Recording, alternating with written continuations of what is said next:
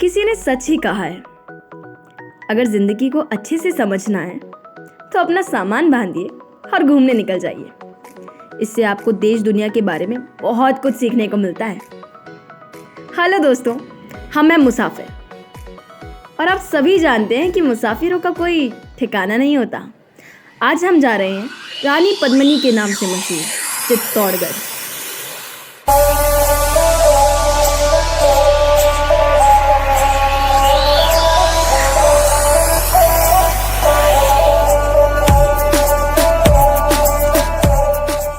इस किले में प्रवेश करने के लिए 7 दरवाजे बनाए हुए हैं। पांडन पोल,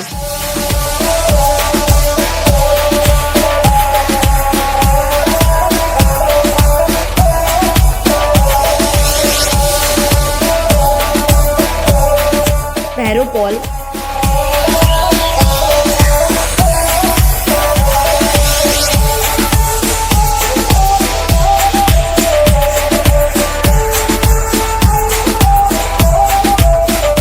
हनुमान पोल,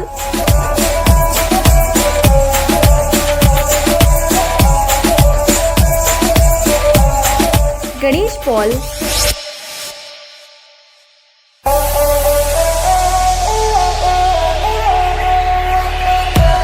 जोला पोल,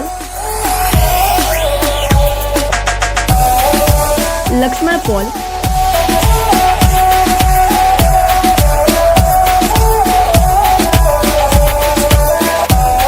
और राम पोल।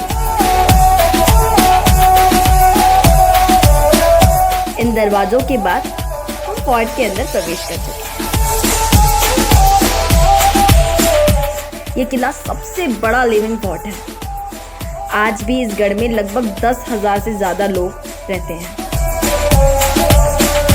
चित्तौड़गढ़ किला वीरता और बलिदान का प्रतीक है और भारत का सबसे बड़ा किला माना जाता है। इस किले ने इतिहास के उतार चढ़ाव देखे हैं। इसका जो एरिया दिख रहा है आपको, ये सर रॉयल फैमिली के टाइम का शमशान का इलाका। उस जमाने में जब किसी राणा की नेचुरल डेथ होती थी तो डेड बॉडी को जलाई जाती थी सामने प्लेटफॉर्म के ऊपर।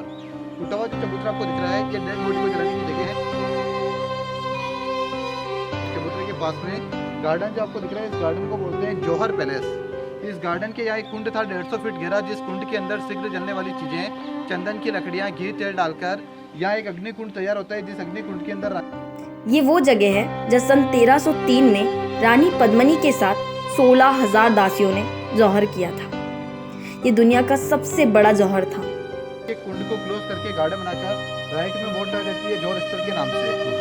ये सेंटर में एक स्थल बना रखा है जहाँ आदमी एक होता है लेडीज की आत्माओं की शांति के लिए। उसी जौहर पैलेस के जस्ट नीचे ये सारे टूटे हुए मंदिर हैं। रानी पद्मिनी की सुंदरता की चाह में अलाउद्दीन खिलजी ने चित्तौड़गढ़ पर आक्रमण किया था। रानी पद्मिनी के पति रतन सिंह जी युद्ध में शहीद हो गए थे। उसके बाद रानी पद्मिनी और 16,000 दासियों ने अपनी आन शान बचाने के लिए जिंदा अपने शरीर को अग्नि में समर्पित करके जौहर किया था। अलाउद्दीन खिलजी ने चित्तौड़गढ़ पर विजय तो प्राप्त कर ली, पर रानी पद्मिनी को नहीं पा सका। सामने जो टावर आप देख रहे हैं, इस टावर को बोलते हैं विजय स्तंभ। इस टावर का निर्माण कराया था महाराणा कुंभा ने। जब यहाँ की राजगद्दी के ऊपर 14th सेंचुरी में महाराणा कुंभा बैठते हैं तो 2 स्टेट मिलकर एक्शन अटैक करते हैं, मालवा और गुजरात। तो युद्ध होता है, युद्ध में राणा कुंभा की विजय होती है। विजय के उपलक्ष्य में ये टावर बनाया जाता है, तो टावर का नाम रखा जाता है विजय स्तंभ। ये विजय स्तंभ है, इस किले के शौर्य का प्रतीक है। इस स्तंभ को महाराणा कुंभा ने मालवा के सुल्तान मोहम्मद शाह खिलजी पर विजय के उपलक्ष्य बनवाया था। ये रानी पद्मिनी का महल है। छोटे से तालाब की उत्तरी छोर पर बने इस पुराने सुंदर महल को रावल रतन सिंह की पत्नी रानी पद्मिनी के महल के रूप से जानते हैं। एक छोटा महल तालाब के बीच में भी बना हुआ है। कहा जाता है कि इसी महल की सीढ़ियों पर रानी पद्मिनी बैठी थी, जिसकी झलक बड़े महल में लगे कांच में प्रतिबिंब के रूप में अलाउद्दीन खिलजी ने देखी थी। उसके रूप पर मोहित होकर खिलजी ने रानी पद्मिनी को प्राप्त करने के लिए भयंकर युद्ध किया था। इस किले में कई बार आक्रमण हुए थे।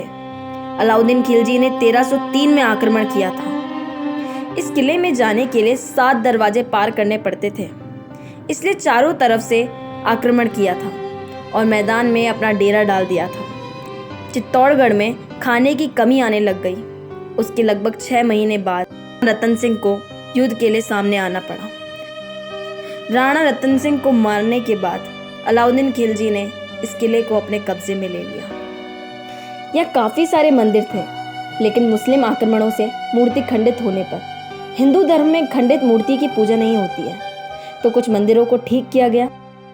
बाकी के मंदिर आज भी जर्जर हालत में हैं।